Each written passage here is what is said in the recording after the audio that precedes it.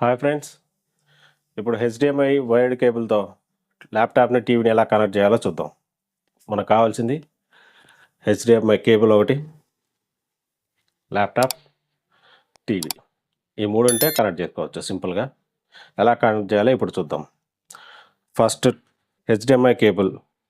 టీవీకి HDMI cable inputs 2-3 ఇస్తారు. అందులో దానికి పెట్టి రెండోది వచ్చేసి హెచ్డిఎంఐ కేబుల్ ల్యాప్టాప్కి పెట్టేయాలి. కరెక్ట్గా పెట్టామా లేదా అని చెక్ చేసుకోవాలి. టీవీకి హెచ్డిఎంఐ కేబుల్ పర్ఫెక్ట్గా పెట్టాలి. పెట్టిన తర్వాత ఎలాంటి షేకింగ్ లేకుండా టైట్ పెట్టుకోవాలి. తర్వాత ల్యాప్టాప్కి మళ్ళీ ఇంకోసారి చెక్ చేసుకుందాం. ఇట్లా హెచ్డిఎంఐ కేబుల్ ఇన్పుట్ టీవీకి, అలాగే అవుట్పుట్ ల్యాప్టాప్కి ఫిక్స్ చేసిన తర్వాత ఇప్పుడు ల్యాప్టాప్ ఆన్ చేసుకోండి. అదే ల్యాప్టాప్ ఆల్రెడీ ఆన్లోనే ఉంది. టీవీకి పవర్ ఆన్ చేయండి. టీవీకి పవర్ ఆన్ ఇచ్చిన తర్వాత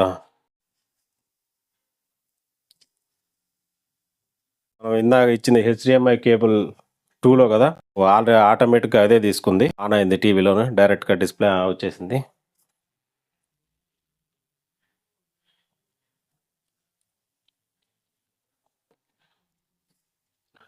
వచ్చేసింది చూడండి.